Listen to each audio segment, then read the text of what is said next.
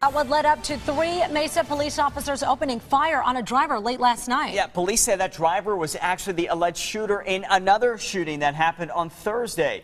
ABC 15's Mary Ellen Resendez is live where it all came to an end. Mary Ellen, any reason why the officer opened fire? Well, we're told that the 3 officers did feel threatened. Now, exactly what that threat is, we don't know just yet.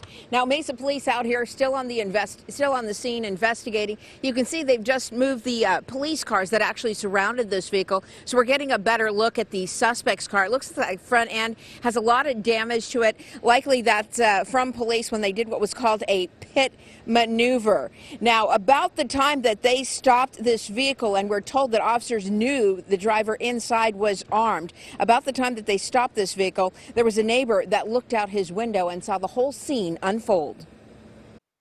I heard it, saw it, ran outside, and then it was just gunfire, pop, pop, pop, pop, pop, pop, pop. So I closed the door and told my mother to hit the deck, get away from the windows, and called 911. And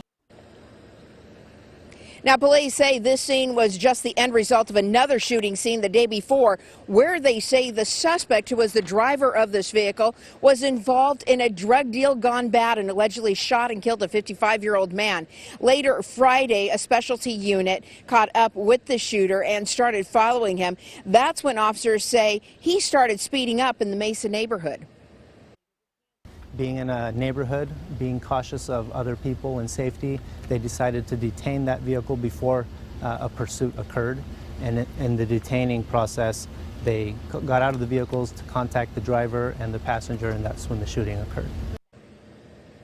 Now we're back out here live, and you can see the damage from that vehicle, and you can see just how much damage is done on that front end when officers tried to stop the suspect. Again, 3 officers surrounded that suspect. They did feel a threat, and so all 3 did fire. Now, we do know that the U.S. Marshals was also on the scene, basically because this is kind of unusual that we don't see, and that is the crime scene tape from the U.S. Marshals, which means they were also part of this investigation.